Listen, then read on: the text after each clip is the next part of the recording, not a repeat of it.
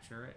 And it's supposed to say, oh, there it goes. Okay. It's not, this go live does make you live, but since it's delayed, everything we've set up to this point is going to be included on there now. Oh, but it doesn't have our cover. Yeah, I did have the wrong one up. We didn't switch it over, but that's okay.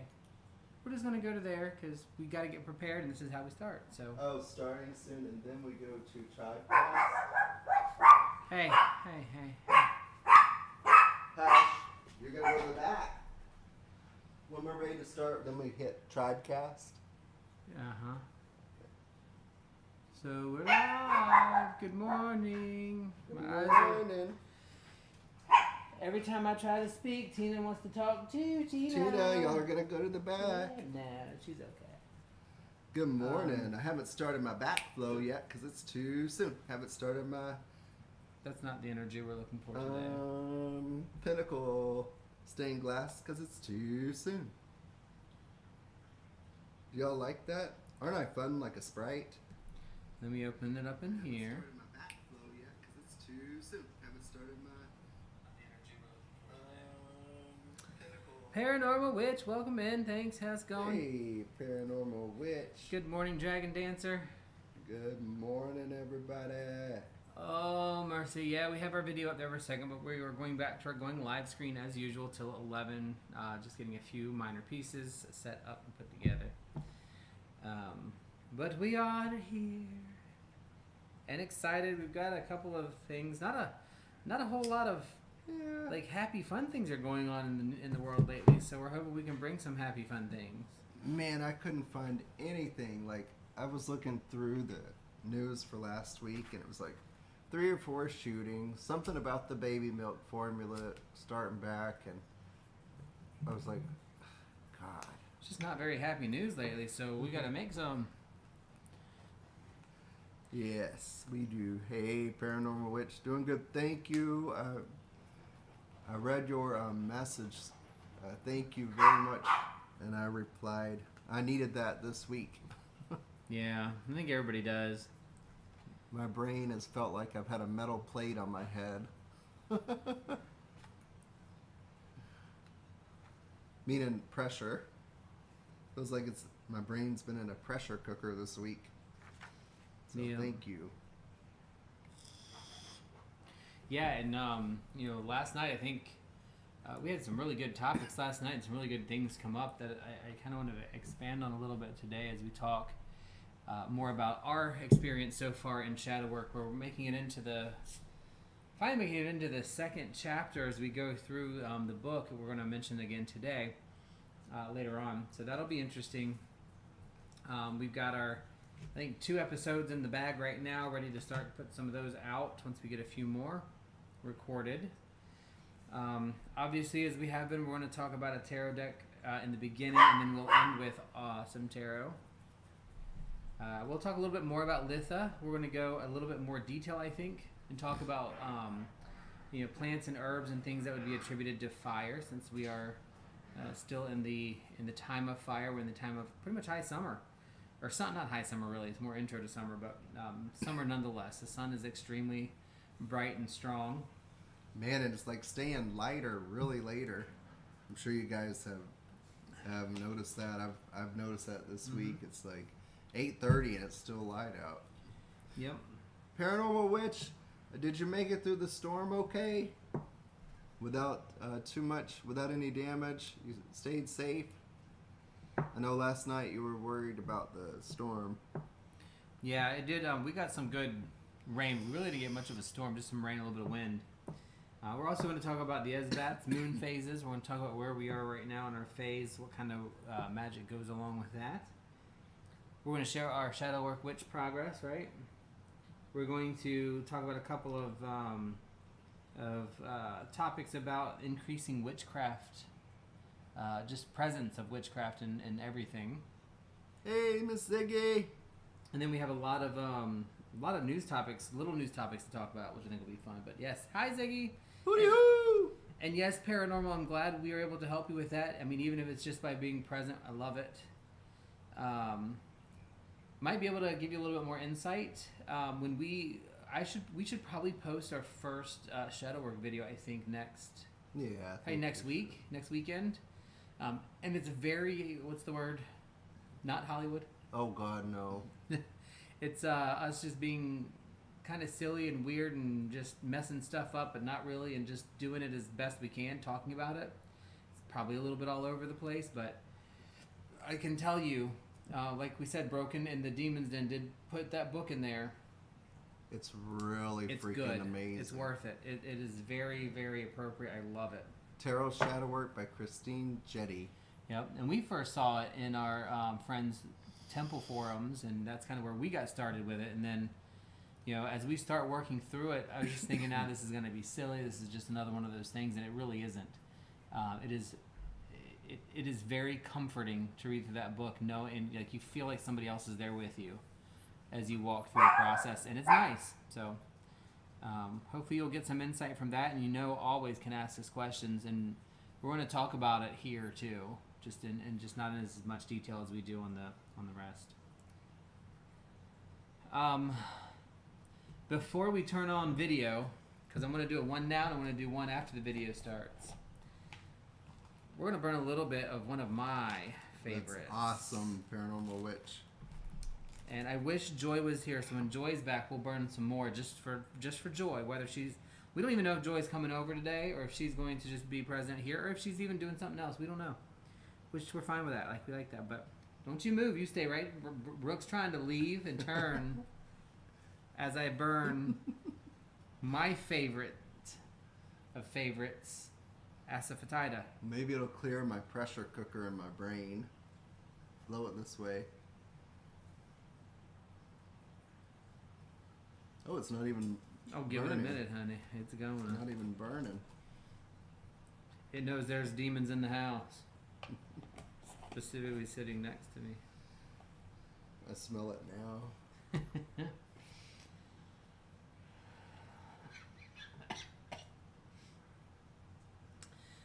We do want to talk a little bit about like the herbs and things that will go with Letho as we kind of get prepared for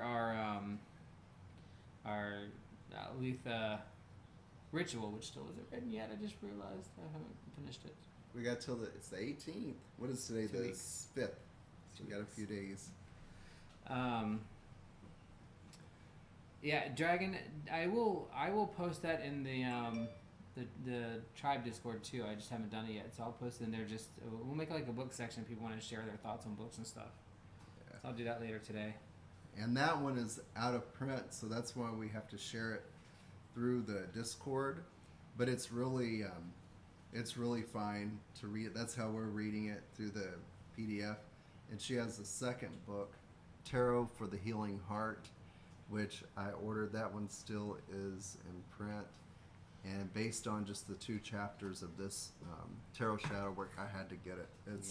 It's written in a very it's very easy, it's very flowing, and it's very witchy. It's got a label. You can't have that label, brother. What is? I don't know what it is. Oh dear, Finn. It's a warning label for something. Now, how does that smell together? Dragon's blood and asafoetida. It smells really nice. Otherwise known as hing. I know there are other pronunciations of it. Like I've heard asafoetida. I've heard asafoetida. Asafoetida. Asafoetida is probably the funniest one, I think. Asafoetida. It's very well known as hing, though. Indian spice that's used in a lot of Indian cooking. I love it as a burned element because I think almost immediately it clears the room of all things, including us. Including us. Now on our in our Shadow Work series, it's we both discussed it, and whatever comes up for us, no matter what it is, we're gonna share it because that's just part of the purpose of the project. Yep. And it's kind of hard to to meet and work with some of the parts of us, right? Even the positive ones, positive traits. Yeah, and I have no problem going with it, Paranormal. I think that would be fun, but you will see what we've done as our series that we're putting out. We're basically doing 10 pages at a time of deep discussion, review, and talk as we go through the process. Yes, Paranormal Witch. That sounds like a plan. Going through it together. I love it. You're And already that- doing it. That's the thing. Yeah. And that's what we're doing. Also, we're taking notes, and it's a perfect. That's a perfect way to do it. I think. Mhm. Really good. It's How to eat working. an elephant? One bite at a time. Not that we're pushing that you should eat elephants. It's coughing because it's burnt. I mean, it's not coughing. We're coughing. Oh, I think I should show them Adriana today, my little doll lamp. Yeah. Don't you? I don't care. And Adriana wants to come out and play today. I love these doll head lamps that we Because that's normal. and we found this at. It was at an antique mall in Fort Myers, and I love the doll head lamps and what do you call them? Accessories, I guess. God dang, that's strong. That's been gone. This is Sage. Now it's just your demons that are going. Ooh. You must be smelling something else. Ooh. Well, when you do when you sage to cleanse, remember it's not just the sage smoke. It's although sage has very cleansing properties, like truly anti-infective properties. When you cleanse, it's the intent behind it, and so I'm burning a little bit of sage with intent, and it's pushing Rook to the corner of the room. So it makes me wonder, perhaps there's some additional cleansing that needs done. Oh, I would not doubt it. Woo. All right, let's go with something a little lighter next. I don't know why that usually doesn't hit me that way.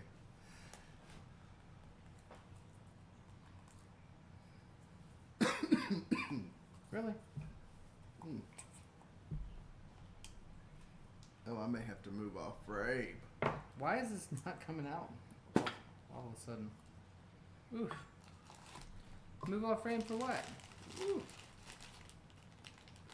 The smoke's coming from the incense stick, honey. That's the blue sage. Lord of mercy. I need to refresh my coffee. You need to walk out front for a second. Yeah. I'll go ahead and light my little babies. Like we have our rainbow candle, and we're wearing some of our Pride shirts because it is the month of Pride. Happy Pride, everybody. Whether you're family or a friend.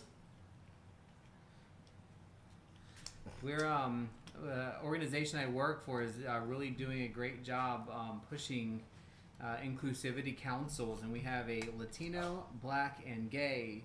These three councils that are going. It's really nice. I love it. It's something that I just never thought my organization would actually do. But we are doing these things. We're talking about being a member of the LGBTQIA plus community. Doesn't matter what letters you use. All of them, none of them, half of them. It doesn't matter. It's an all-inclusive community. We're lighting our rainbow And then candle. We no, I lost my train of thought. You're gonna burn yourself. How?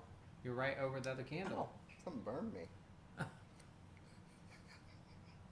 You literally had your arm over the candle.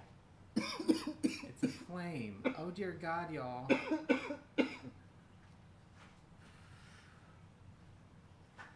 No, I don't remember. With the community, and then you have your allies and supporters, but then you also have your co-conspirators, those that are allies that really wish to help make a change in the world, which, you know what, we're seeing. So.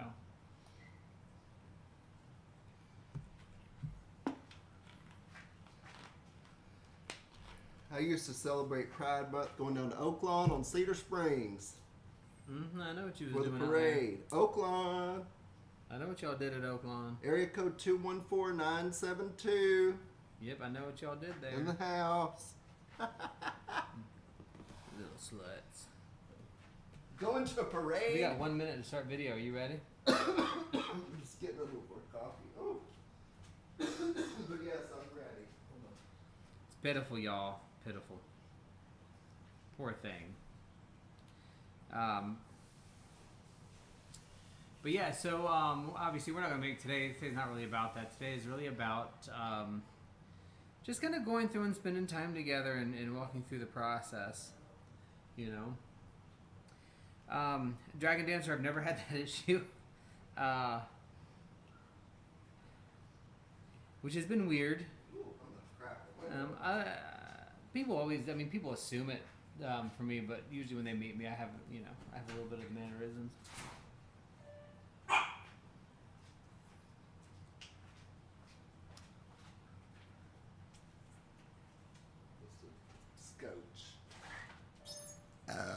Excuse me.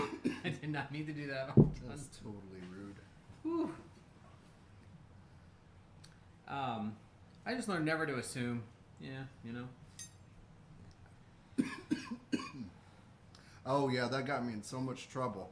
I don't assume anymore because I've assumed it wrongly or incorrectly in both ways. I've hit on people younger than I thought were gay, and I was very embarrassed. And then I'm not in tune to that. Like I don't have a radar, if there is such a thing, so I don't assume either. Yeah. All right. Well, you know. Yeah, and you know what? That's the automatic assumption. No matter what is that's the that's it. You have that relationship. That's the only one dimension of you that should ever be expressed, right? Not that you can't have more than one dimension. Whoever would have? Oh my God! How dare somebody have more than one dimension to a relationship or their life? Oh, it's just terrible. All right, so we're gonna go ahead and get this going here. I keep hitting like every wrong button. Hi. Hello. If you hear the demon noise, we apologize. That's our dog. That's our dog. They're right here. I have a recording of him doing that. I'm going to add it to our intro at some point. Guys and girls, y'all may have to go in the back. They are just special. I mean special. Hi, Mom. Hey, Mom. So we're going to start kind of like we did last week, I think. I'm going to start with our tarot. I don't know if you were present last week, or for those of you that were here last week, we talked about 3 tarot decks potential. Okay, they're going to have to go. How about just letting her be a dog? Dogs are allowed to bark. She likes to be petted. I see you squeezing her ear. Don't feel bad. I was the same thing, applying pressure to the neck like that. Stupid. She'll do it again a few times, and she'll. That's okay. She's already left the room. They're going to make a lot of noise, and you know what? That's just what they do. As I was saying, we have these 3 decks of tarot cards by James Eads. They are amazing tarot decks, and I was going to talk about the 3 of them for the next 3 weeks. So last week we did Prismavisions. Make sure there's no glare there. I think I could shut the door. Yeah, you might have to. Fiji. She likes to be a terror to the newest pup. But anyway, so this is the Light Visions. Great major arcana. The minor arcanas are the ones that kind of storyline out. This is a monochromatic. It's very specific to like the travel between the beginning and the end, or the cycle, I guess I really should say, of the minor arcana. So very cool deck. And I have, like I said, I have the 3 that he has, the main ones out. He also has a Lenormand deck. But this week we're going to talk specifically about the next one, which is the Prismavisions. This is also a tarot deck from James Ead. The 3rd one that we'll talk about next week is Cosmovisions. But Cosmovisions is an oracle deck, so it's a little bit different, although it still has the 78 cards. Hey, honey. Peachy, why are you been quiet this entire morning until just now? She's not barked inside this house. Maybe she wants to go outside. Not one time. Honey. She's barking at the cat. Yeah, if she keeps doing that, we might take her to the back just so that she can rest and not, try to take after the poor dog. Well, Paranormal Witch, she could be calling to him. Might be. Are you calling to PW's son? This dog. So I'm gonna ask Vanna here to show you a couple of the cards. You know that riles her up.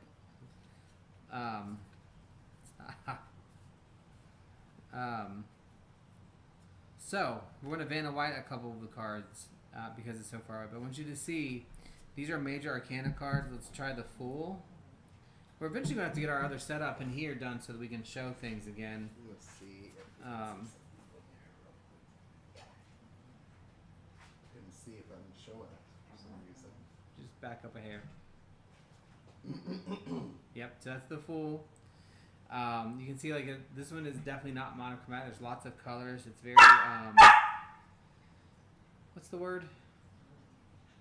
Not mosaic, kind of like mosaic-y. I don't know if there's a style that is, but it's just very different than your normal deck. So the Fool in this one has a lot of representation in it, right? You've got the crane and the. Now I feel like this is one we talked about last week. Now I'm confused because I feel like we talked about this guy last week.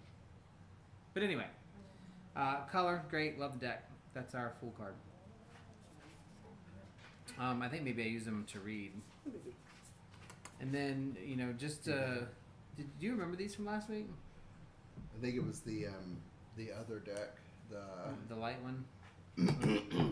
Needed the reading with a. Honey, you have been quiet all morning for the last 4 hours. She's gonna have to go in the back. Come on, Beach. You got something hanging off your face. Really? Yep, it's gone. Come on, Beach. You want it outside or in the back? Not outside. Somebody peed on my box. Come on. No, come here, Beach. Your box. He's strange. I have no clue what he's talking about. But anyway, so the thing that is great about all three of these decks is your minor arcanas and your minor processes really they're edge to edge, and they tell an entire story that go across the entire process, the entire minor arcana. And so No, come here.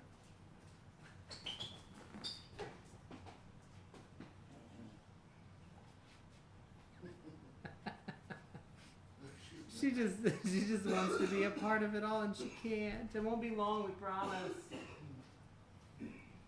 And it's really the little dog's fault because he's the one that picks on her and gets her all riled up, and the cat. I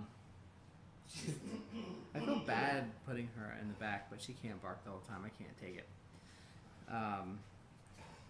So just kind of again showing how the cards go together. Hold the ace and the 2 together like that, if you don't mind. Thanks, Vanna. Yeah, the big fluff. So you can see like how these cards they run one to the other, and you can see the Ace of Wands, the representation of that full energy, and then you go into the 2 of Wands, you start seeing the 2, and then it goes the same way into the 3, the 4, the 5, all the way through. The court cards kind of work the same way. So yeah, that's the James Eads Prisma Visions Tarot. And I am going to use these to do some readings later. You can come on back.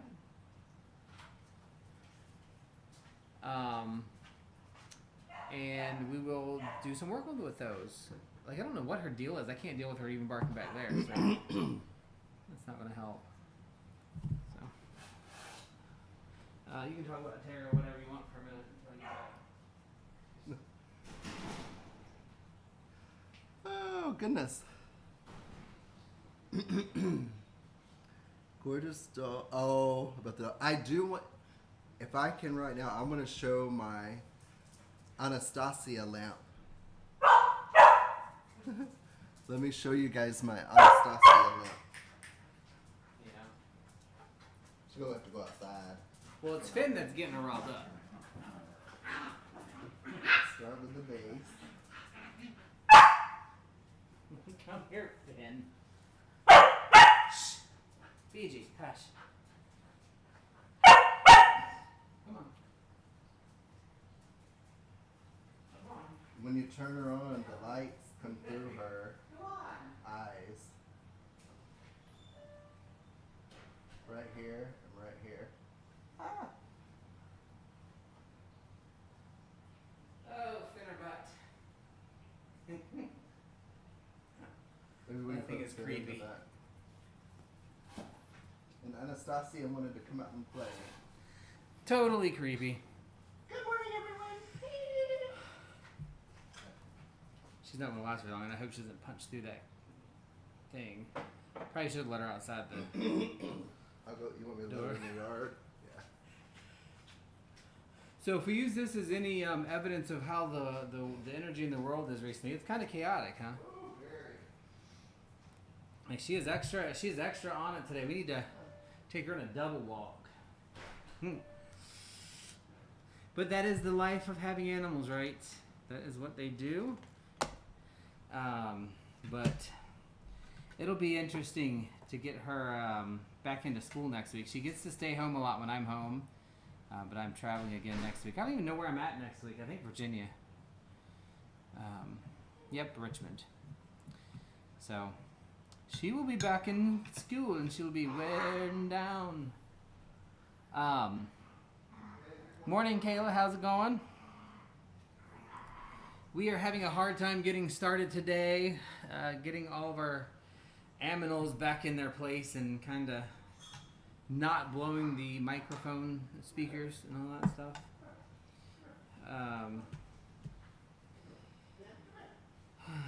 We were just talking about the Prisma Visions tarot, which we are going to utilize later on in the discussion. No, you're going in the back. And there goes Dean. I like that sound. That's cool. You like them? Okay. No. Something's going on with these dogs. They're mad that they're not in the, in the video. video. They're not being the center of attention, so they're not happy about it. Hey, good morning. They always make it interesting, that's for sure. Thankfully, the ferrets are in their cage. So we do want to talk about a couple of things. Letha's coming up. We're doing our Letha celebration, solstice, whatever you want to call it at this point. My brain is so all over the place. But we're doing our celebration June 18th, so it's a little early. I think solstice is actually, is actually on Tuesday, if I'm not mistaken. So we're still working through our Letha celebration, and since it is upcoming, we've kind of talked about it every week, and kind of what we're doing. Ritual discussion on that. So really,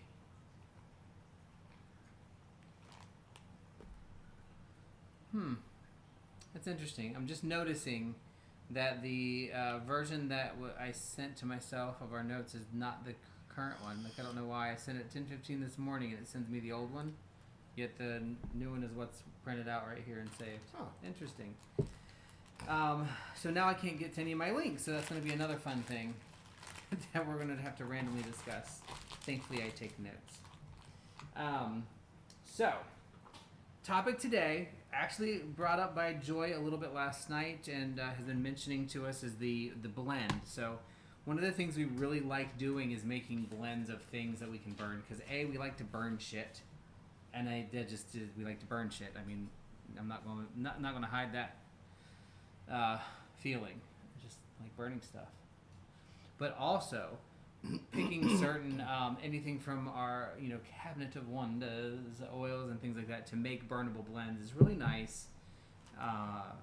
To intent it and to work it into whatever it is we're doing for the work. Now, the Letha celebration that we're doing is going to be low key. It's a short ritual.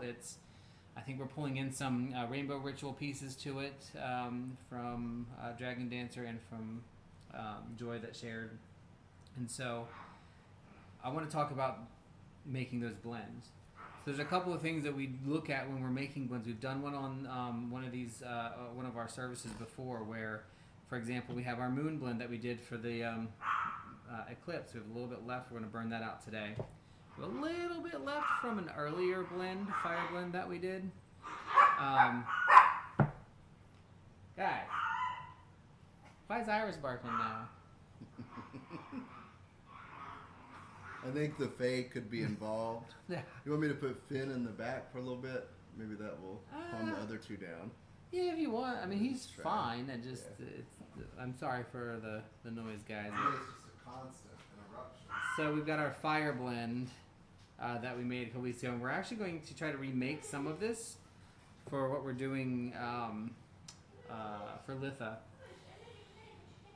Because of the fire blend, it's not like you can put it in whatever the hell you want. You know, there's no rule book that says you have to use X and you have to use Y, and this is a water and this is a fire. I mean, that's not the point. The point is you're aligning things that remind you of this time of year and what you are working through and what your things are working. Right now, we are in a waxing type of moon. I think we're in waxing crescent. Which means it's building energy, it's a glowing energy, it is fire energy to me, it is the build up and the rumble up, right? So during this waxing time is a really good time to make your blends for things like solstices, longest day of the year, shortest days of the year, your Beltane festival, fire festival, you know, all of those things are really good to be done during the waxing part of the moon cycle. So point being, you really don't have to take anybody else's word for it. You find what works for you when it comes to this kind of stuff. So we did look up a couple of things that were coming up and what would be considered a like fire blend. And we have people that disagree with us quite often of whether they agree, well, that's not really fire, but that's fine because this is the blend that we're making, right? Yeah, who cares? Yeah. So, but there are some things that can help you figure out what can kind of help drive that feeling. So, it can be meditation and thinking on yourself. Okay, what do I remember about my childhood, if it's positive, mind you, of the summer? I remember, me personally, I remember a lot of pine being burned because we had tons of pine trees where I grew up way when I was really little. So pine would be something I would always include. Now, pine is not considered a fire herb, but am I going to include pine in my stuff? Absolutely, 100% fucking literally, because that reminds me. As soon as I smell pine, it's summer for me in my head. You know. Oh yeah. And in the fall, it's like the smell of hay burning, like that more smoldery leaf smell. Yeah. So, but that's one of the ways you probably can kind of figure out what herbs you'd want to do for what reason. Now, I think the other thing for any rituals or things that you do in the summer can be things that... I don't even know who that is. That's Iris. I'll hold her with me. I mean, these guys are nuts What today. Are you doing? You're nuts. They've lost it. They've never been like this.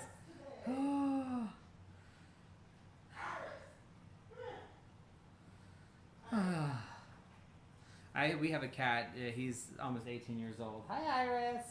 Where is she? Right beside me at my leg. I'm holding her here so you can get her. Yep, she just took off. I'm telling you, these dogs are like running around the house like they're nuts. She does never do that. You're fucking nuts. She's just What's wrong with you? not even normal for her. What are you? What's That's Tina. These all the dogs have gone fucking nuts. You're gonna have to hold one, Oh, and then Ma Petite's gonna come. there she comes. What is going on, guys? Oh my god. What is going on today? I can't hold everybody. I can hold two. These guys are nuts. Come here. I can hold two. Come here.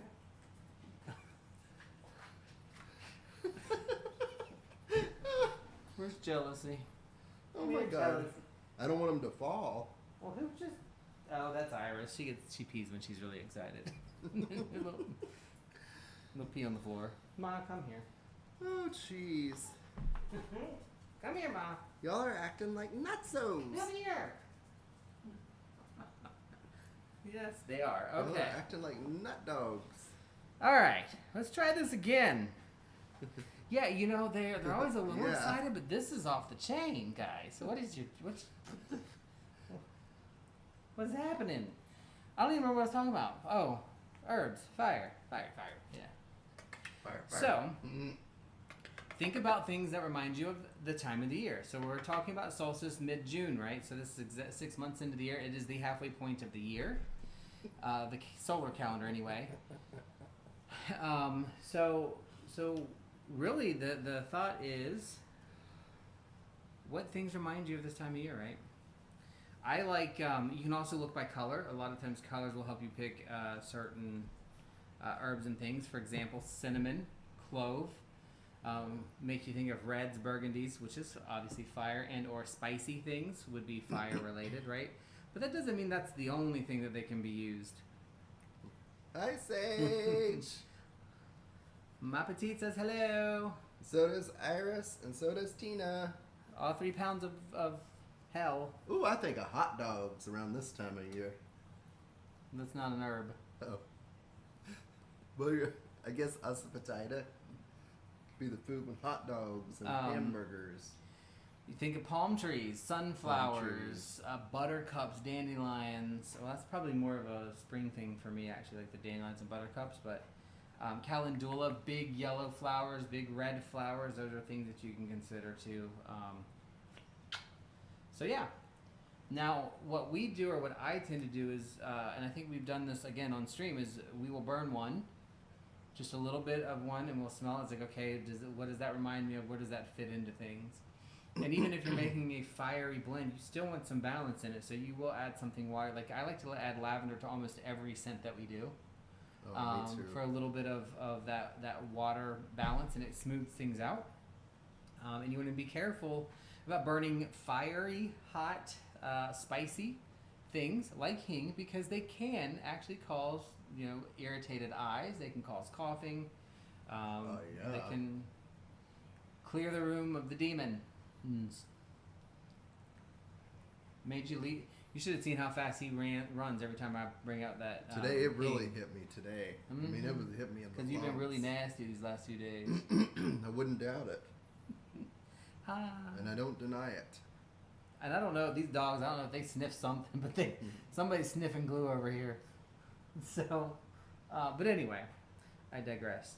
So I'm going to try to recreate this. We'll come back to it maybe towards the end, because I don't want to spend the whole time talking about herbs. But we're looking at things like, I love to use cured sumac.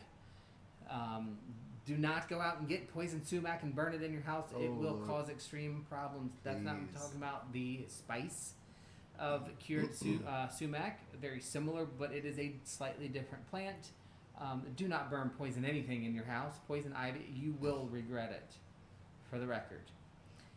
Cloves, if you break up a lot of cloves and you burn that, it can cause eye irritation. Burn it outside. It's fine if it's not in a concentrated area. Cinnamon will also do it. You use cinnamon oil. We use cinnamon oil in face wash and stuff. And if you use just a little bit too much, it will burn your face. It will burn it right off. It hurts. You just have to be careful with that. Copal is a resin that is often used, as is benzoin. Both of them are actually a type of benzoin. But they're really good to break up into your herbal blends that you break up, for burning. And then adding a couple of drops of oil until you get kind of like a damp piece, texture to it is very helpful when you actually burn it. So we're gonna circle back around to that part, because I think we're gonna try to remake something similar to this one, and it's this I know has copal, sumac. This never burned. What is it called? What's the other one? I just said it earlier, but now I forgot. It's that annatto. Some saffron. I like to put saffron in things. It gives it a nice smell and color to it. So we're gonna make one of those towards the end. You can make them any way you want. Don't let somebody tell you can't, or you shouldn't, or you have to. Burn the things that have the intent and the feeling that give you what you're looking for. Now we're obviously building one for a group event that we're doing next, in 2 weekends.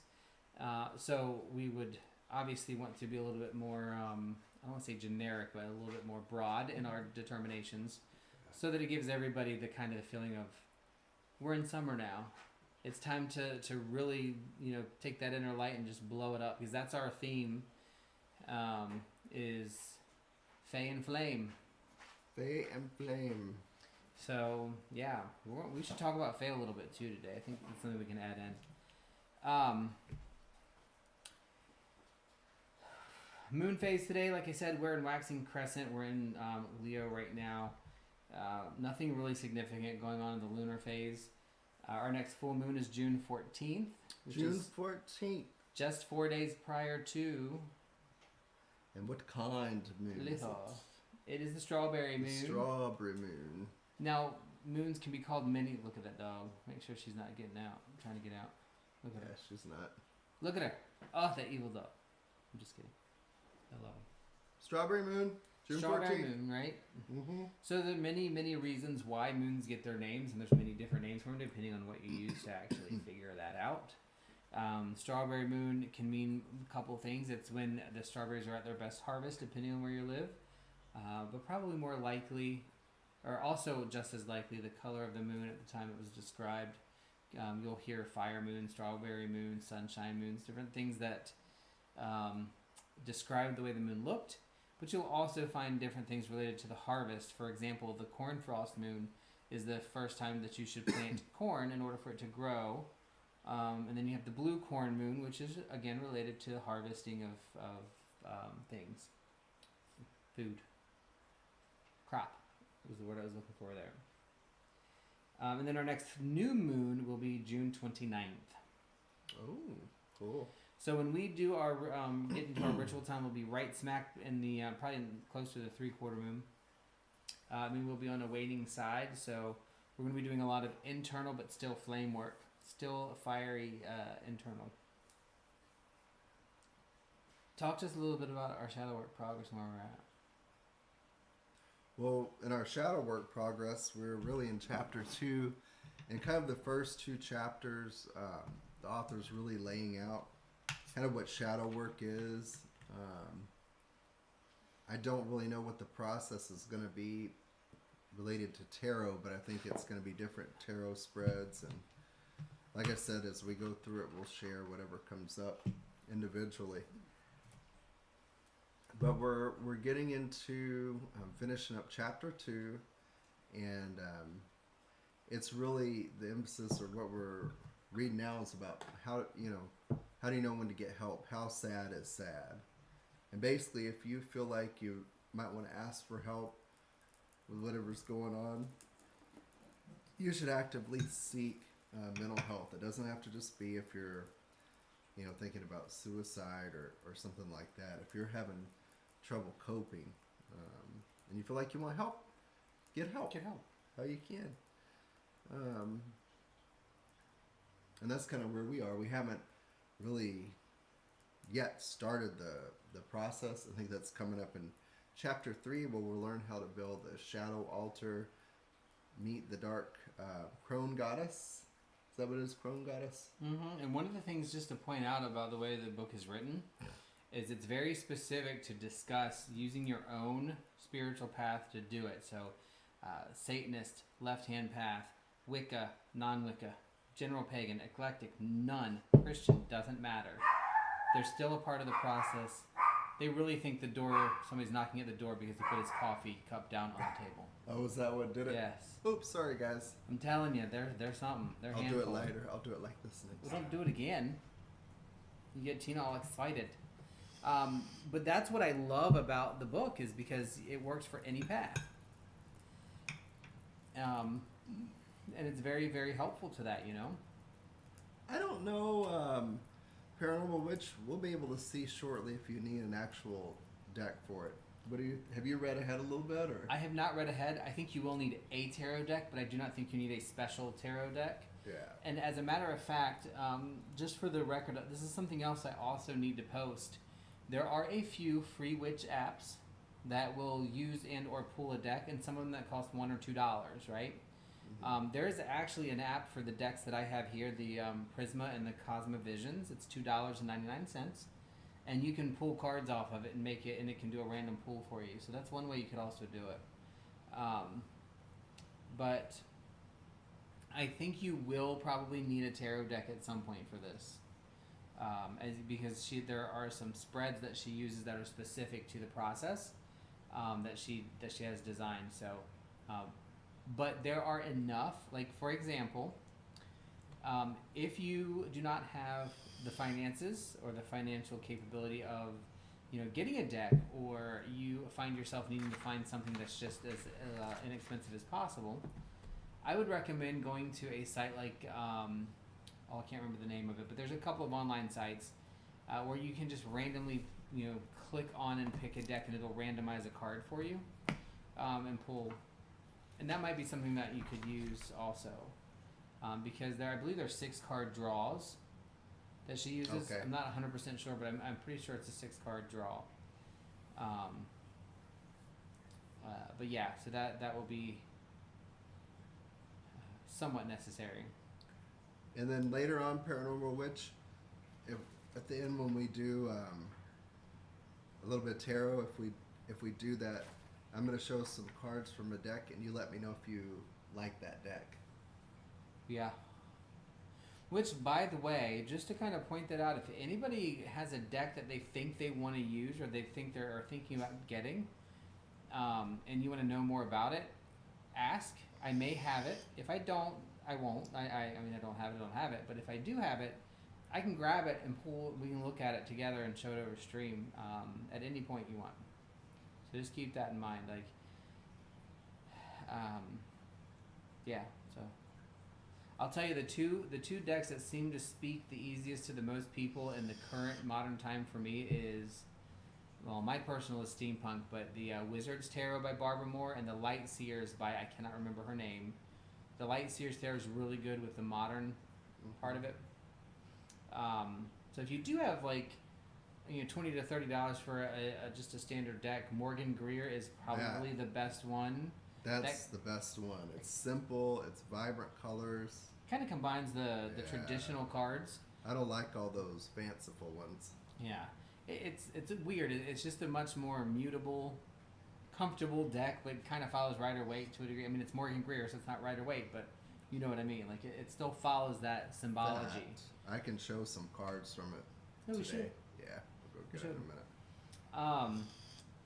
It's beautiful. But as far as shadow work progress itself, I'm telling you, just talking about it and writing and taking notes as we're reading through this, I get these random thoughts while I'm at work, where I'm pulling out my little notepad here, and you'll see it, like it's got notes all over it now.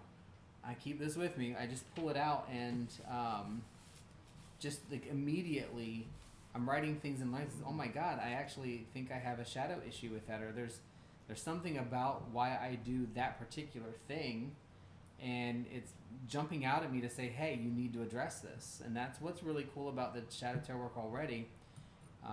Like I said, I've done it before in different ways, but in this particular way, just being so intentional about it and bringing it up has been, that alone has really brought the attention to the process.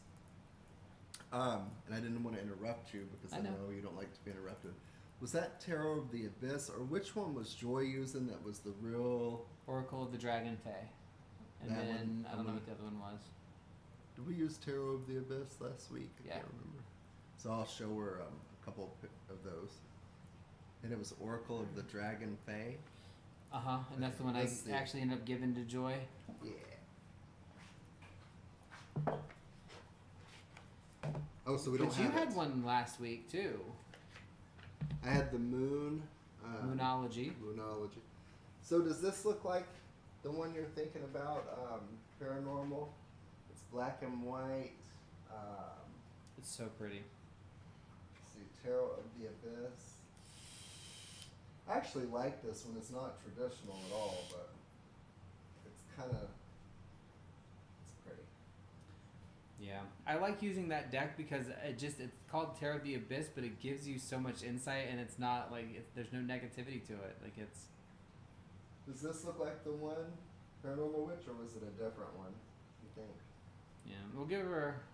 Yeah, that's it. She says. This one? Mm-hmm. Oh, look at this magician though. I love that. Okay, it's called Tarot of the Abyss. Mm-hmm. Let me show the. This is Yep. Oh, actually, this would be easier to see. Probably. It's somewhere in the $20 to $30 range.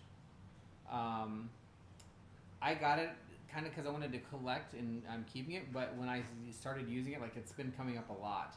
This actually might be a really good one for shadow work. I really think Looking at I'm it, sure. It's black and white. It really, and to me, black and white, that's light and dark. That's dual natures. Mm-hmm. Right? Not positive and negative, dual natures. Yeah. We don't use, we're getting out of doing shadow work and saying good and bad or positive and negative. Well, thinking of good and bad, like hot and cold are on the same. We talked about this last week. Hot and cold are on the same bar, so good and bad are too. So it's no longer one is above board and one is below, or one is right and wrong, or good and bad. It's they're all in the exact same continuum, just where you're going to get it. But yes, it's Terror of the Abyss by Anna Turian, I think. Turian. Yes, Anna, A-N-A, Turian, Tourian. Yeah, really good deck. Ara. Look at this one. Abra. Yeah, I think it's a neat deck too, Dragon Dancer. Mm-hmm. All right, so yeah, shadow work doesn't have to be scary. It doesn't have to be something to be afraid of. It's just going to do it, and we've both committed that whatever comes up, no matter what it is, we're going to discuss it, and we're going to put it in our series Eclipsing the Shadow, which will be coming out first episode next week as one of our pre-records. And you were just learning so much as we were reading through the book. I really didn't want to make it a book review, but the book is really guiding the process, so it is what it is. It'll be its thing. And then when we're done with this book and we actually follow the process and get through it, we're going to either do another book or do a different process and continue with shadow work. Because I do like your process you talked about. Me with too. Doing it with all of the major arcana cards. Yeah, so that's how I was taught to do I called it directed shadow work. Rook, I think, has a better explanation of it. He calls it intentional shadow work, which I think just fits it better. But I have always done it with the major arcana, where you lay the major arcana out and you spend 7 days on each one. Meditating, you do a high card, you meet the card, where does the card fit in your shadow, you meditate, you identify what you feel you are ashamed of, not ashamed of, good or bad, all that process of it, and then towards the end of the week, you will start putting it on that work path towards improving. And I do want to agree with your earlier point that I didn't know where to start, but just talking about it, reading about it, thinking about it, hearing it, the explanations of what shadow and shadow work are, has lifted something off of me significantly, and it's definitely helped. For sure. And I haven't even started yet. Just getting the process going and identifying that you're having an issue. You know, they say the key to addiction recovery, or recovery of any sort, is identifying you have a problem, right? And that's kind of what the initial preparation of shadow work is like, do I have a problem? The answer is yes for all of us. We all have a problem. We all have some things that we want to and or need to work on, right? And admitting it is hard. It's tough. I'm still rationalizing 260 tarot decks. But I'm going to use Scarlett's reminder of using DSM to identify mental health issues. It is not BDSM. the DSM. Oh. It is not the hoarding of tarot cards is not impeding me financially, physically, or causing stress in my life. Therefore, it is not a mental illness yet. Yet. Well, I think we all have heavy shit, whether it's big stuff or It's heavy to you. a bunch right? of little stuff, you know. That's a key piece. The Is way- it heavy to you? The way I handle pressure, stress is different from the way you do or anybody else. Mm-hmm. And what could trigger or what could be an issue for me is not for other people. So Yeah. So we will be putting that out. Hopefully our first episode, like I said, next week will be fun. I do want to switch to another topic that was very interesting that I was reading about today, and this is the interest in witchcraft on the heels of COVID and TikTok. Ooh, yeah. So and this is a little bit of a gatekeeping discussion, I think, to a degree, and just a, from my perspective, this is going to be a comment of not stay in your own lane, but build up your own house first, kind of thing. Allow people to experience the way they experience it, and allow them to be at the level they're going to be at. Because, in other words, like, I don't feel that my witchcraft is any less, or my paganism is any less, because I've been practicing since I was in my mid-teens, so 25 years-ish. I'm getting old. 25, whatever, however long, doesn't matter. Doesn't make me any better or worse, and it doesn't mean mine is better or worse because somebody else might approach it differently or not know the things that I know. And I think that's a really important distinction that we have to make. We have to be very honest and allow each of us to be at the path we're on and why we're on it without judgment. And so I really want to make sure that it comes across that way. I feel confident that I can help other people on their path. But I do not want anybody to just follow my path. I just want to help you find yours. And that's what it should be about to me. Now, if you are not on the same path, or if you are a witch talk nurse, good Lord, I'm thinking about my job. A witch talk witch. Somebody could right? be, yeah. Luigi's getting mad, she wants to come back in. And there's a little bit of thunder, I think. But the witch talk nurse, right, is, oh yeah, we're going to do these big things, and we're looking like, oh, that's silly. That's, they don't even know what they're doing. That's okay. We didn't know what we were doing half the time sometimes. Still don't. And I can tell you, I recently experienced this. It's frustrating. On a ritual I wrote, told that it was 2 Wiccan and 2 Neo-Pagan. Well, who cares? I mean, who cares? Number one, we don't know what it was like tens of thousands of years ago. And number two, we can't go back to that time.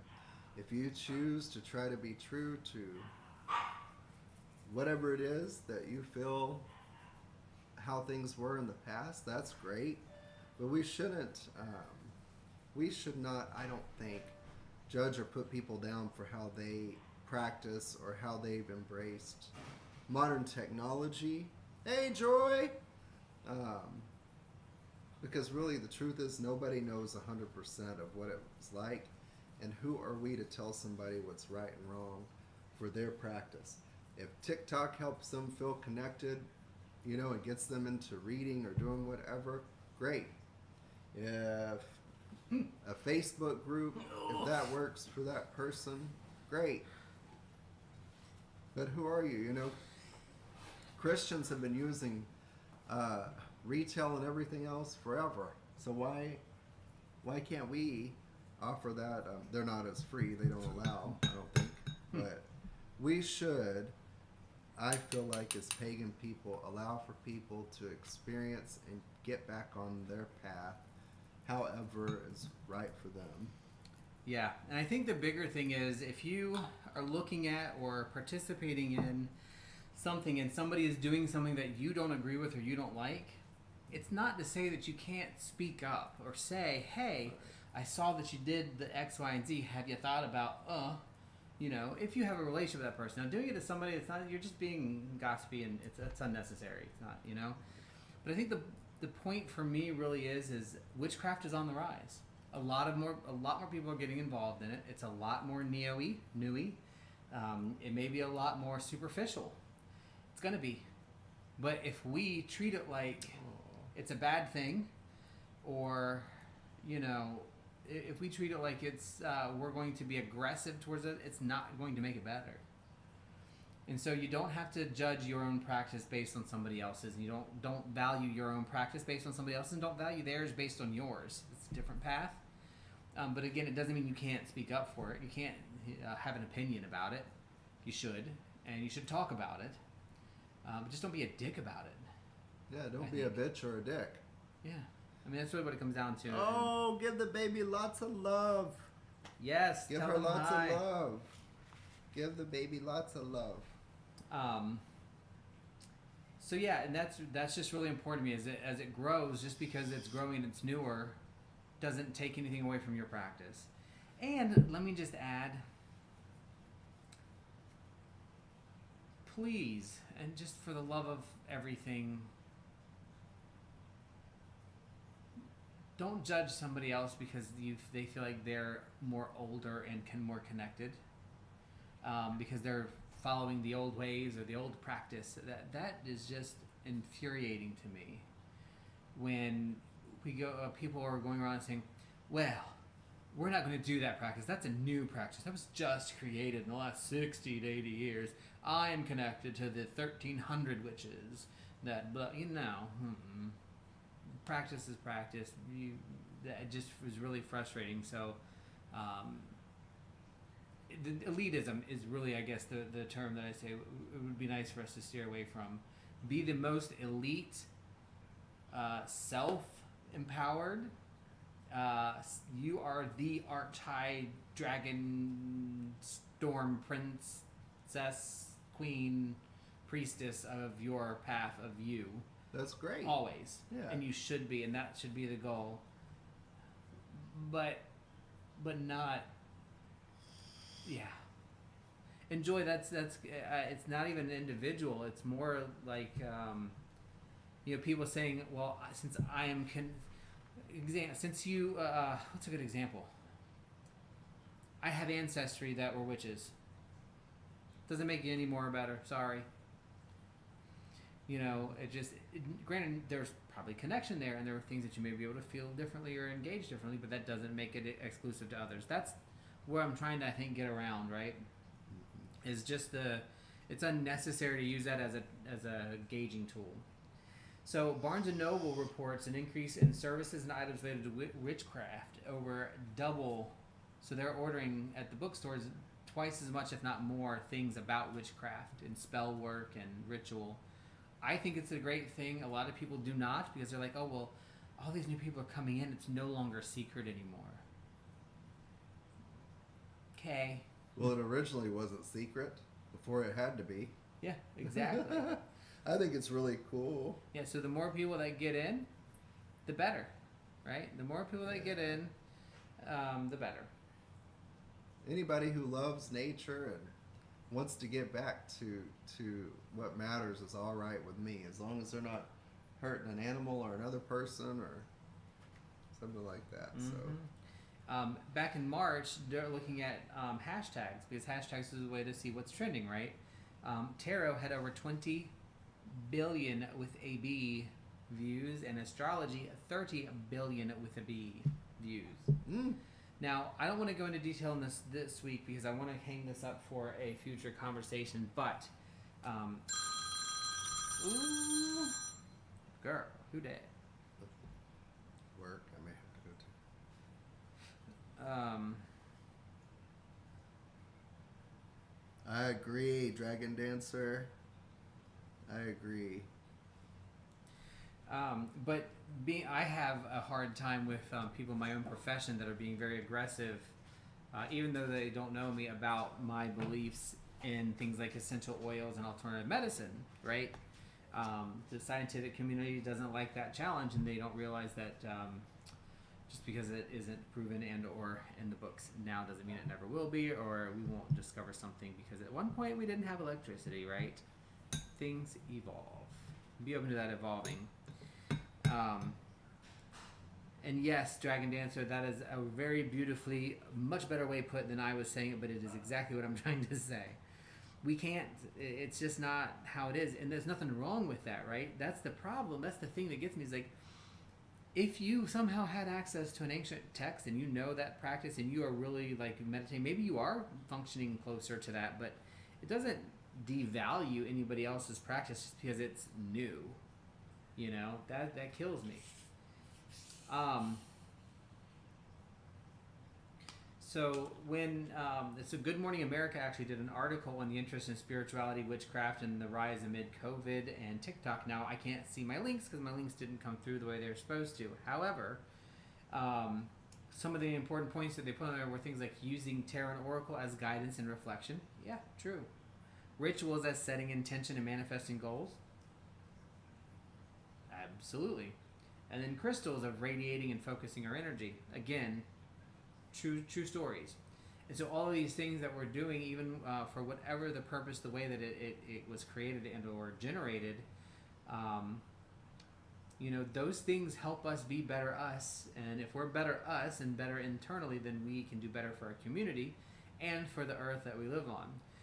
For example, I probably would have eventually gone the route of trying to be a little bit better for the environment anyway. But having a ritual and a focus that needs to try to conserve better and to be better does come from the witch practices that we have.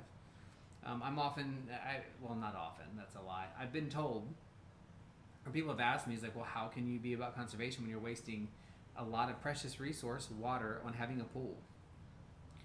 True story.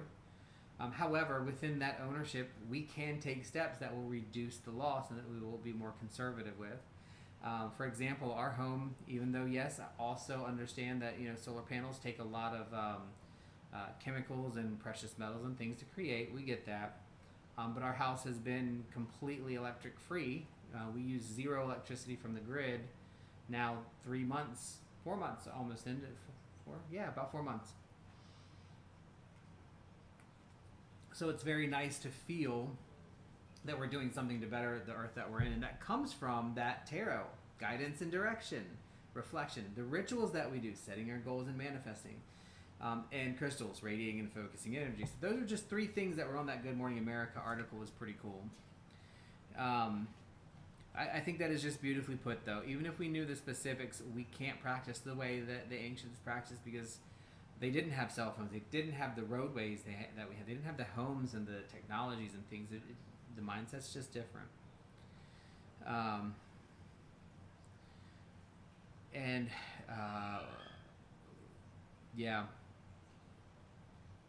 All those things. That's a very good conversation. I appreciate you guys putting those pieces in there because it's exactly how I think we feel. But even take it a step further, helping other people kind of see that without being aggressive about it is important, because I can imagine there are many points on my path where somebody else who's on a similar but further along or less along or wherever they are in their path would look at me and says, I can't believe that you're doing that. That's so wrong or inappropriate. But they allow me to continue doing it until I figure out on my path where it is, or they give information, or say, hey, you might want to meditate on that. You might want to do some tarot. You might want to do some insight work, right? And I think that's where it kind of comes from, is being able to talk about it and have conversations like this. The whole purpose of us even doing this thing on Sunday is just to give us space where people can come in and share their views on these things. And the more that we get, the better I think it's going to be. And I find that we have to be better stewards also. I think I said it last night, but we are the judgers, each and every one of us, and we have to do better and try harder not to do it as much as possible. We're going to continue to do it, though. Like it's part of us. I am pretty sure the Druids judge some of their groups. Even the highest shaman has some judgment, right? So yeah, it's just something that they want to do. And paranormal, I think what you're talking about is the old practice from their ancestors. It's not that, to me, it's not so much that the old ways were easier. It's that people feel like it's more valid because it's connected and it's long living. So when things have age to them, we assign different values to them. Now, I wish we assigned value to human beings as they age. Right, we don't do that at least not in the United States culture, and we don't add high value to things that have aged in general. But when it comes to spiritual practice, we do. We assign the longer the age of it, the more valuable it is. So, when a little evidence of when it's right, you do it. When it's right for you, you pick it. But if it's right for somebody else, you don't care, right? So think about it and from that perspective, for me, is kind of like, where do we place our value on things? I'll give you a good example. When I first came into the pagan and witchcraft world. I called myself Wiccan, and I was so excited that I had somewhere that I belonged. I left the term Wicca behind originally because I was embarrassed that I was part of this new religion, and I wanted to be, no, I am a druid witch from connected to the 300 before BC, 300 BC back in the cave times and whatever. And I just felt like it was new, so it was something to be ashamed of, and it was something that somebody just created. Like, I don't want to just be a part of something somebody created. But then you learn and you grow and realize that that's not what it's about. It's not about any of that. It's about it's now. It's not your well, I don't want to say that's not your connection to your ancestors. Connection to your ancestors, extremely strong, beneficial magic, extremely important for social structures, extremely important for us in the here and now. But as it comes to spirituality, I want to be connected. I want to feel connected. But I also want my spirituality and my paganism to be now here with me in a way that works now. If I apply what worked then to now, it breaks. It's not necessary to go that route, but it's also not necessary to be a douche if somebody is kind of going that way. Yes, I think traditions are worth gold, and add the brood into the cauldron as long as we know where we fit on that scale, right? So it's less, what's the phrase I want to use?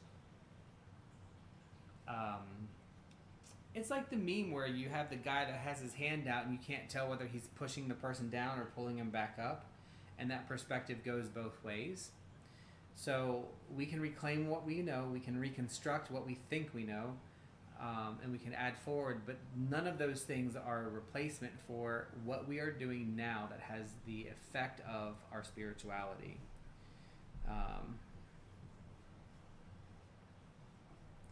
Yeah, and see, and that's important, paranormal. I think that's awesome to do the old practice, and you should when you have that capability. It's definitely, but just don't.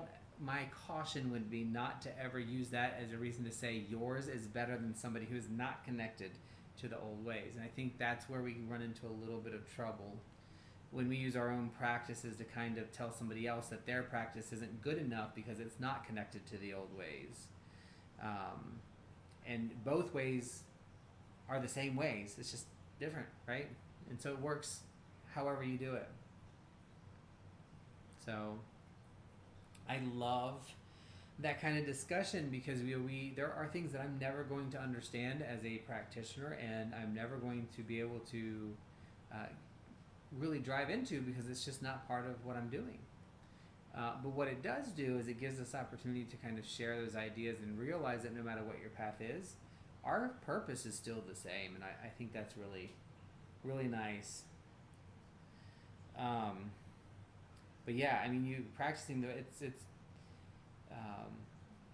it's one of the reasons why I don't have trouble or feel guilty about like I shared something earlier today on Facebook that was from a Christian church, and I actually had somebody say, like, doesn't it bother you? You're sharing something about this Christian church. You don't want to be giving them free, publicity. I'm like,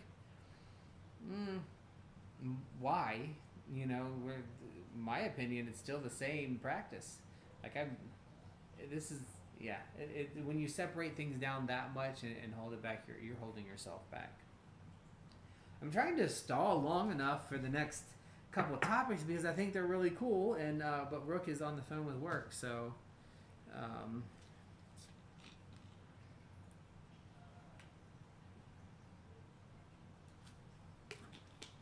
yes.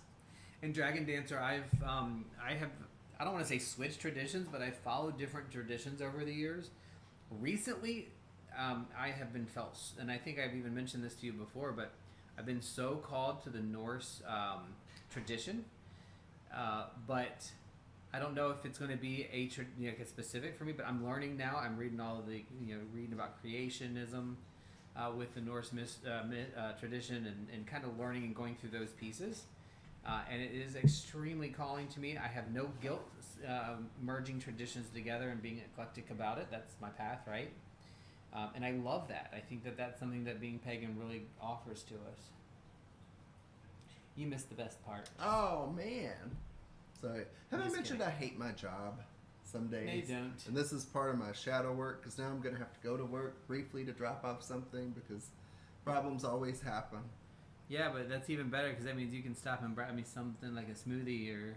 I can do that. Since you didn't make me one this morning. I work 24 hours a day, literally.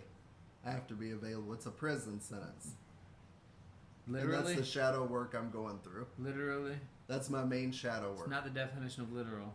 And it's the cause of my major anxiety and stress. Okay, you just changed the whole energy of this whole thing. It's not can't be literal because you sleep. So you're already wrong. So we're already gonna bust your shadow.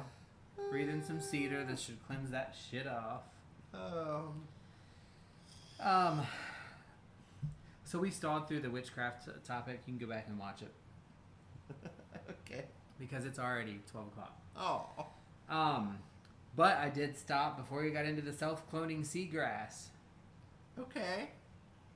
Cool.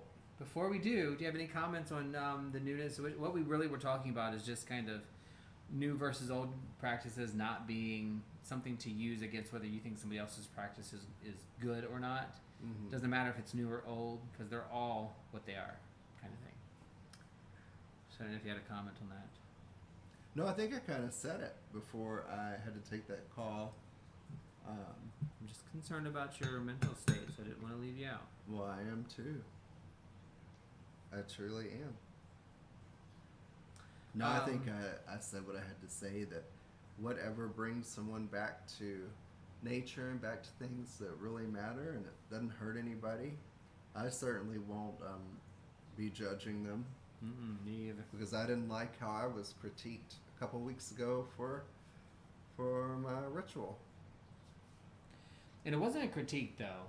It wasn't a critique. Critiquing and editing is different. That's what you got from Joy. Oh, yeah. What you got from the other one is that was their shadow that they were projecting to you that they were unable to manage. Yeah. And that's what kind of started the discussion in the back of my head too of if you expect to have a online school or a tradition or a mystery that you're sharing with others, you have to be open to them not being exactly the same.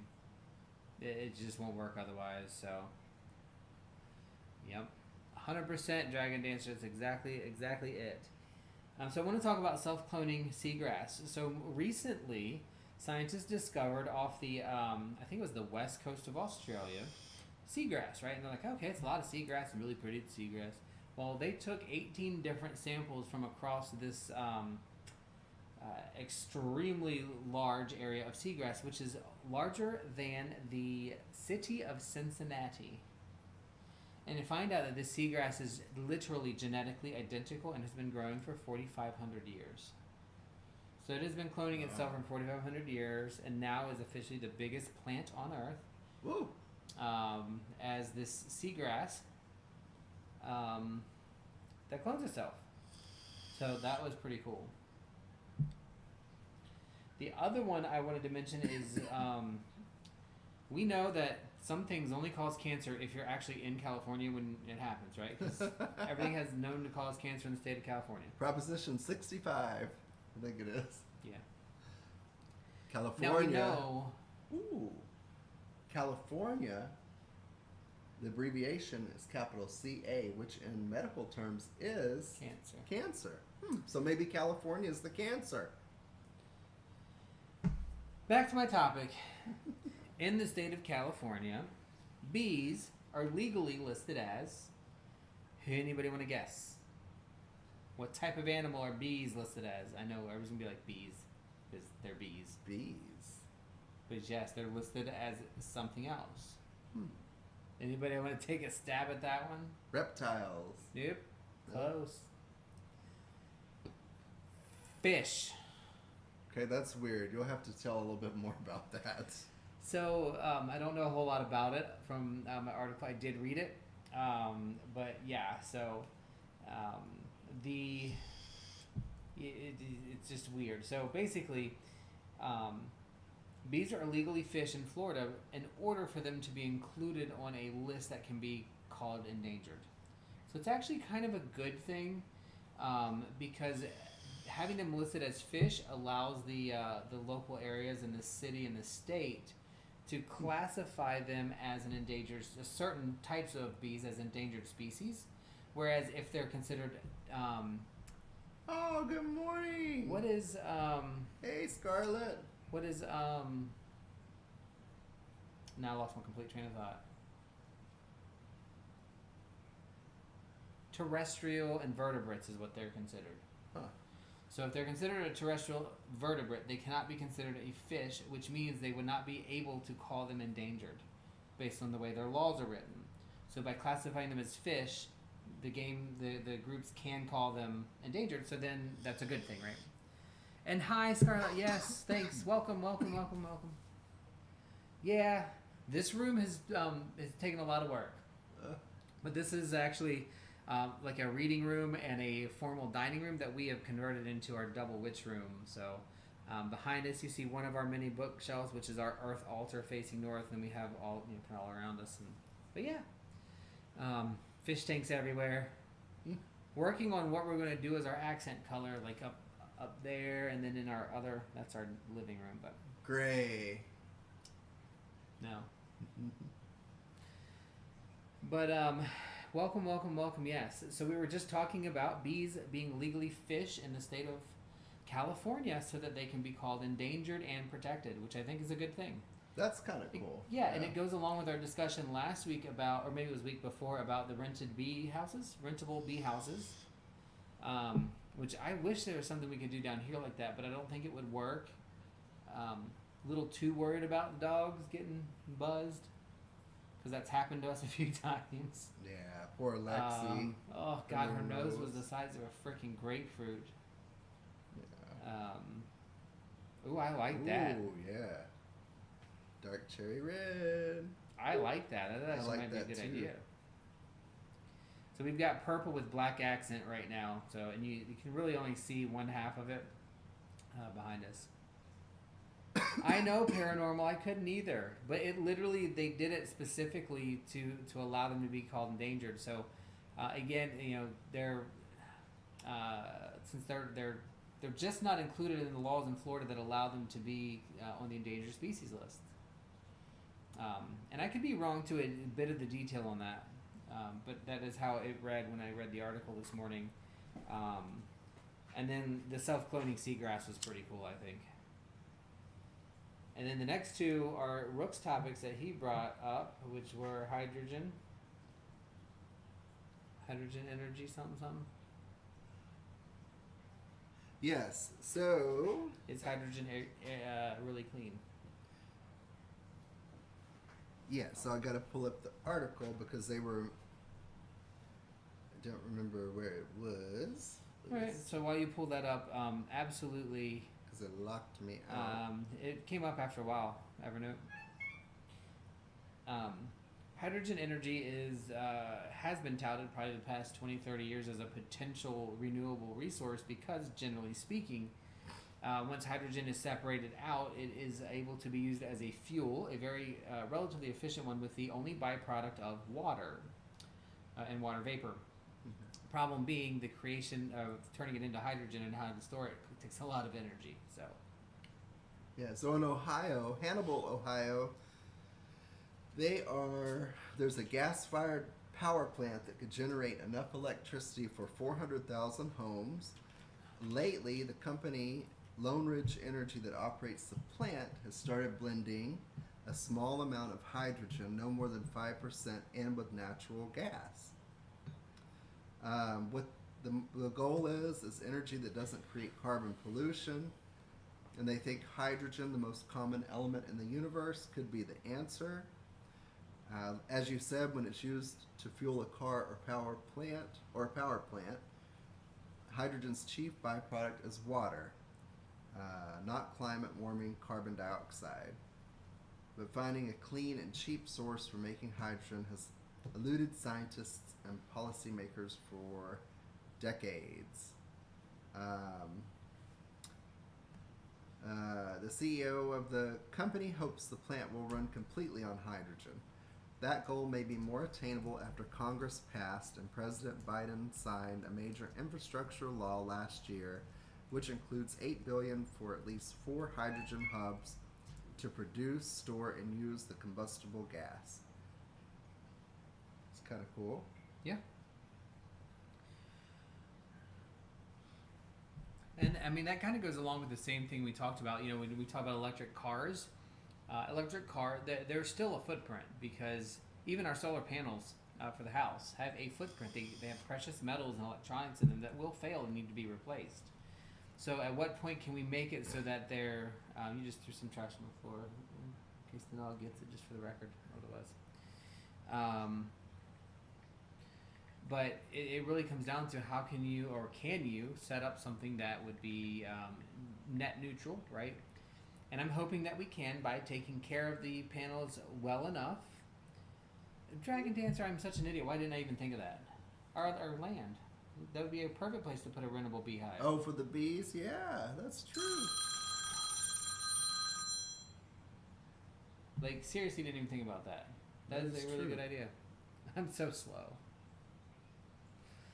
But, you know, all the chemicals and metals and things it needs to make batteries and solar panels, and then the batteries for electric cars and all those things, they have a cost. And sometimes it's worse, you know, higher up. So, yeah. And the good part is we're getting better at it and more efficient at it. So, like, for me, I don't know at what point having solar panels would become net beneficial. All I do know is we have not used any electricity from coal burning in the last 4 months, which is nice. But does that offset the panels? I don't know. I don't know if it ever will. I hope it will. I hope it does. But now the idea of getting a potential electric car that we can charge at home would be really cool, because I think that would help us, you know, quote unquote, not really free because we're paying for the panels, but free electricity, free gas. And it would be about how much we put back on the grid, I think. Well, our barber, you go to, said he's got a Tesla. He's had it for 4 months, and he said what he spends in electricity per month is $30. Yeah, it's a lot better than, like, even for the little small Jeep, it costs $50 to fill up one time, 55. Yeah, it's like 80 something for the van. Jeez, yeah. So I could get behind electric. Absolutely.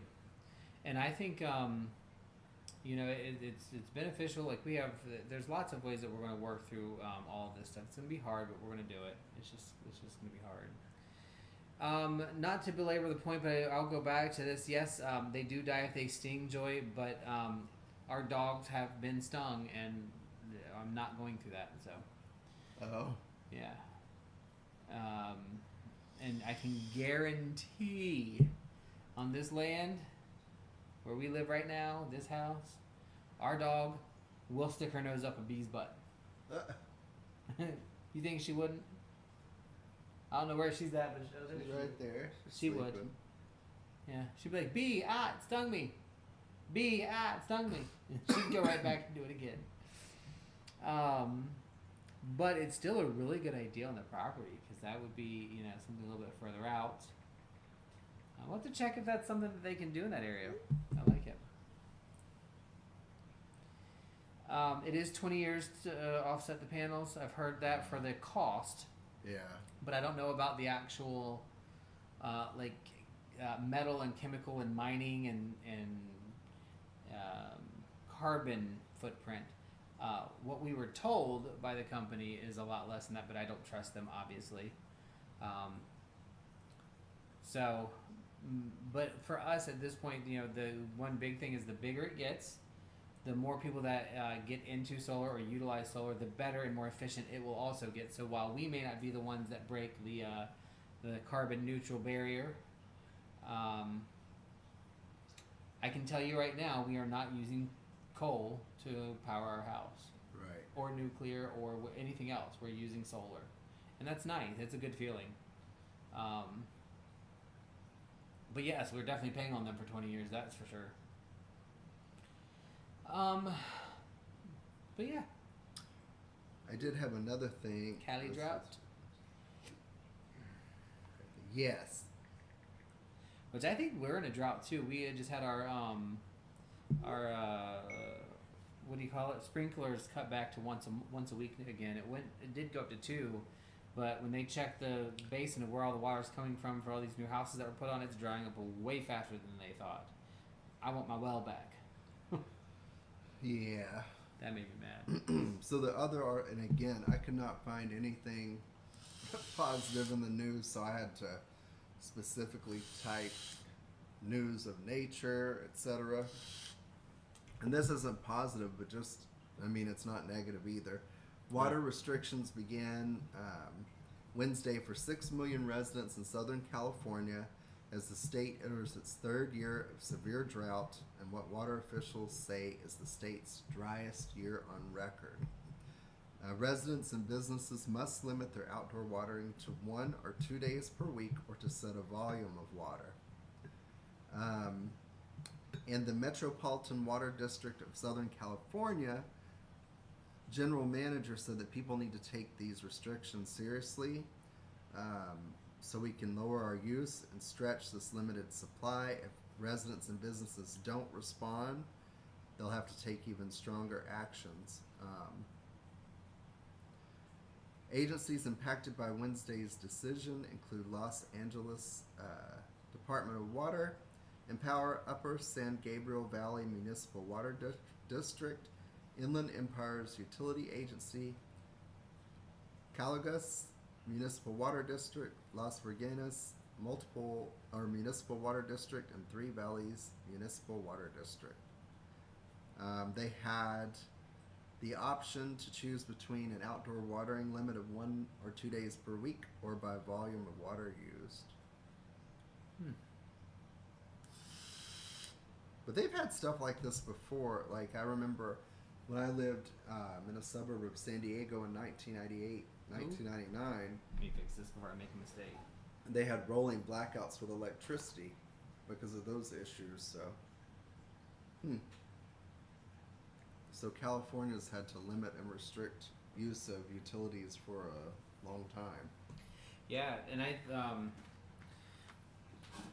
I mean it's devastating, I think, but we've utilized things poorly. I mean, ultimately, no matter how much you use or don't use, conservation is going to be really important. That makes me sad. There's just so much overuse when it's not necessary, but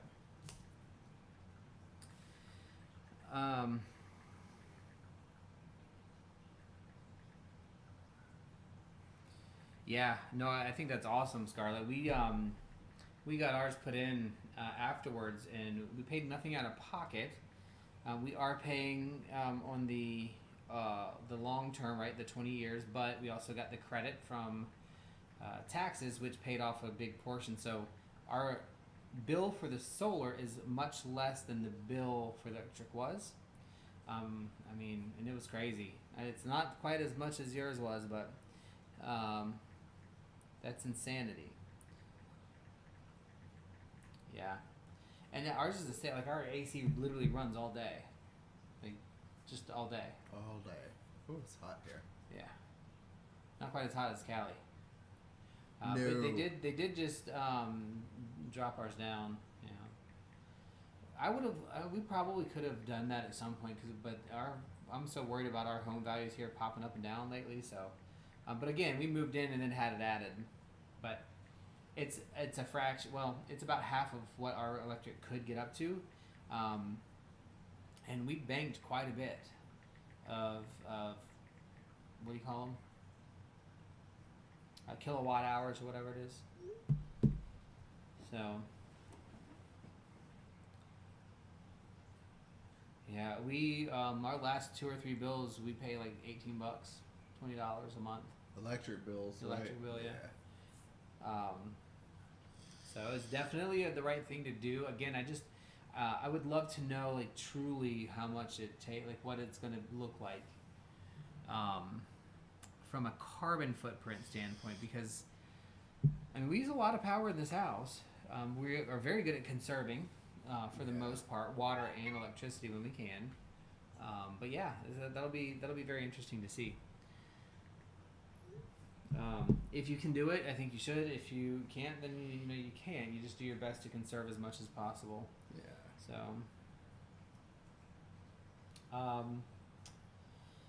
So we hit a lot of really cool topics. I think we did. We talked about Terra. We talked about Letha and our blend that we're going to be working on. We talked about the series we're going to be putting out starting next week. Shadow work. Using tarot. Shadow, eclipsing the shadow.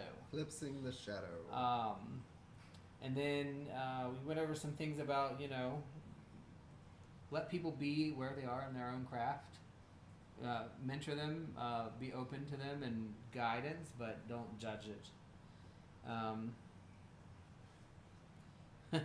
Yes, it is. The big red book is in my game room, but yes, that's I don't have a solid place that I can fit them. So it is.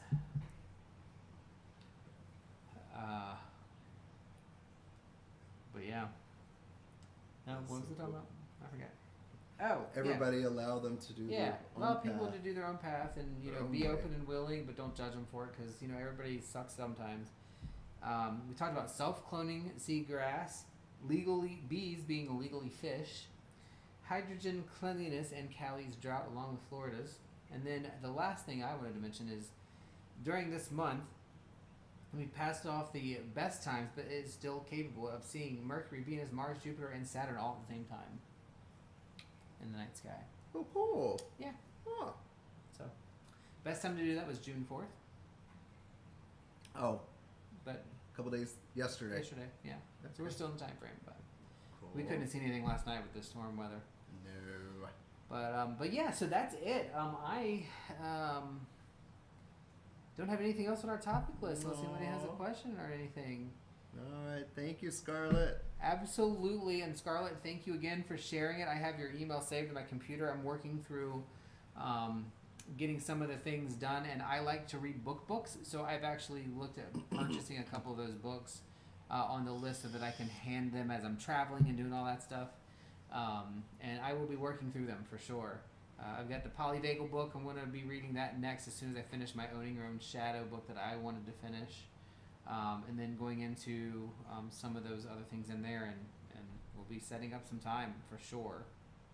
Ooh, Saturn is retro. So glad you got to be here and hang out for a little bit, and we will set something up for sure. And yes, so the Shadow Work series is fun. It's kind of inspired for me a little bit the way Malice and I originally did our streams, with just the two of us kind of talking back and forth about topics. But the difference being for this is we're going to be utilizing tools specifically for shadow work together. Somebody who's never done directed intentional shadow work, and then myself who has in different ways, completely different than how we're doing it. So putting them all together and working through them literally 10 pages at a time in the book, so that anybody can follow along if they want or not. We're trying to keep them to between 30 to 45 minutes. Yeah. And it's just us really talking about the 10 pages. Well, I'm working on my shadow too, so it's a lot of me talking for 45 minutes. And Rook is going to be working on his shadow so that he'll actually talk more. Because as I go back and edit the videos, he won't talk much. Really? Nope. And I build in pauses to make sure I don't overtalk. Well, I was about to say, let's go back and wind the Considering reels. I get no help with the editing part, and that takes hours Wind and hours. the reels back and hours. examine it. No assistance. You tried to mute my voice the first time. Second time. I wonder if that was Shadow. unintentionally intentional, or could be. So the book is Tarot Shadow Work by Christine Jetty. And instead of the way that I've done it in my long past history, because again, shadow work has many forms, as I think everybody in the chat knows, everybody in the group. Shadow work doesn't require anything. It just requires you and your willingness to go in and do stuff. But it's nice to use tools to process through stuff, right?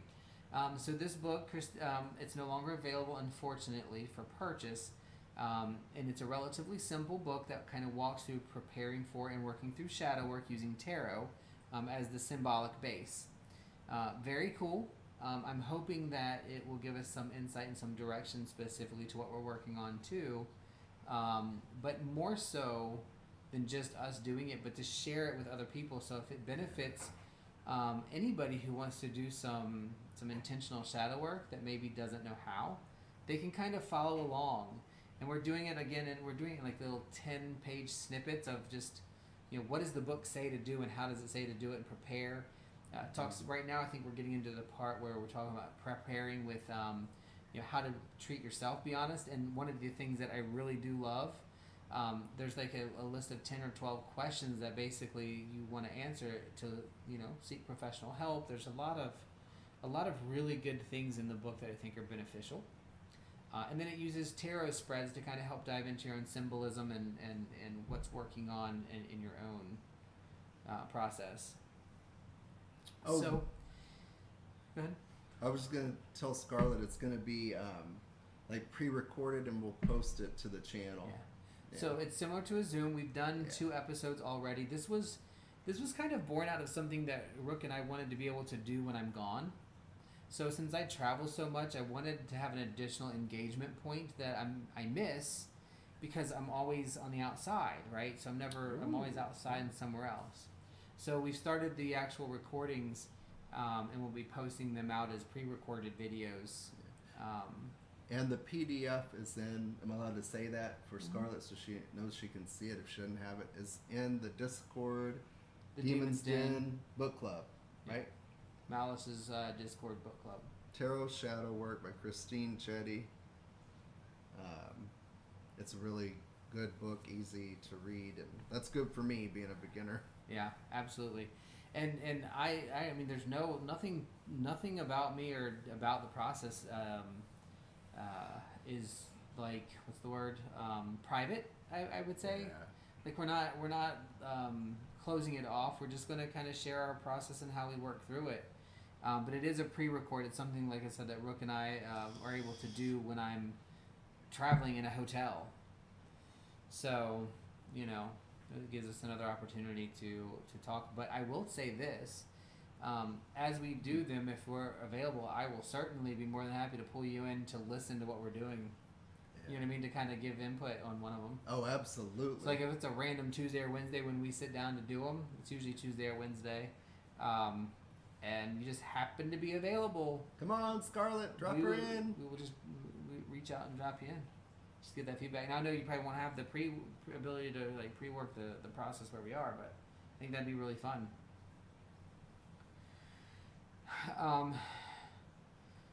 Yeah, enjoy. I will post it in the Keith too, so that it's there. But yeah, fun times.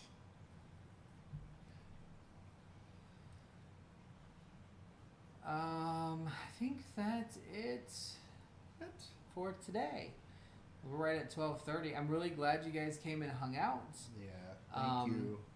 And just this has been really, really one of the most fun things I think I've done in just ever. Is just getting in and having some discussed topics to kind of go through. But yeah. So what I always like to say is please check out some of our great friends.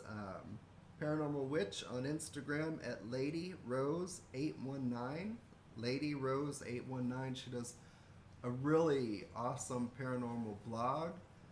Unexplained Possibilities on YouTube. Everybody knows Melvin. If you don't, Unexplained Possibilities on YouTube. He's got great podcasts as well as videos. Ziggy Dreadful on Twitch. Oh wait, is that right? Twitch? And YouTube. And YouTube. Right there. All right. Ah, there she goes. Yeah. And on YouTube. She plays games and is awesome. I don't want to leave anybody out. Scarlet Bales. Scarlet Bales. What is hers? Scarlet Bales. On what platform? YouTube. Okay. I'm not going to remember your handle on Twitch for everybody. I believe it's Brainwitch666. I don't want to be giving the wrong person's name out though. I think that's what it is. It makes sense. Of course, it's just this is fun. Yes, it is fun. I'm really hoping we can work it in to have more interaction. Joy comes in quite a bit. She's been on the last 2 episodes, physically in the house. And again, we say that's kind of an open thing. And we're trying to really work on making sure we can digitally pull in somebody if they want to. I can show you right here. Oh, it's not going to pop up, but oh well. We're working on getting it so that we can have additional people in from a remote standpoint. And us, Two Pondering Pagans, on YouTube and Facebook. Mr. Malice or Addie Estade on YouTube. Twitch. Mr. Malice with a Y for the I and Mr. So Meister Malice. And then tomorrow, everybody, he is doing 12-hour birthday stream for his birthday on 6/6 from, you remember the times? I think he was kind of playing with the times a little bit. 9 to 9? It was originally 9 to 9, but Central. Okay. So that might adjust a little bit. So, yeah. And I think it'd be really good. Anybody who can, even for a little bit, come and show him support and love on his birthday. Yeah. I think it'll be a fun stream. Yep. With that, we are going to go play with the dogs so that they don't have a heart attack for the rest of the day. Yeah. Completely understand that too. If you have any ideas, concepts, questions, things, topics, whatever it is you want to throw in, please, you can email us by using the email option on YouTube About Me section. We're both in the Discords at any one of the given groups that you guys are in with us, thankfully. Very blessed to have, all of you guys in connection with us. I mean, seriously, I love that there's so many of us that are just completely different paths and can have these kind of conversations and still find value in spending some time with each other on Sunday. So, yeah. Thank you, Ziggy. 9 to 9, she Yep. said. All right. Cool. I'm not singing. I would do it. I know you would. I mean, I wanted to do it. I've sung on his stream before. I've sang. You have. I just have to be really drunk. You Drunk enough did. to be hungover the next day. And really Malice did. And what were y'all singing? Some Phantom of the Opera or something? bad. Oh yeah. I remember that. That was fun. But yeah, so again, thank you all for stopping in, and we really do appreciate it. And just have a good rest of your day today. Get some rest, and try to do and be better than you were yesterday. And that is the only goal we can ever really have. And be kind to yourselves. Always be kind to yourself. Be kind to yourself this week. Yeah, Christine Jetty said to be kind and compassionate to yourself first, because you can't do it for others if you're not doing it for you. That's right. That is true. Love you all. Thank you.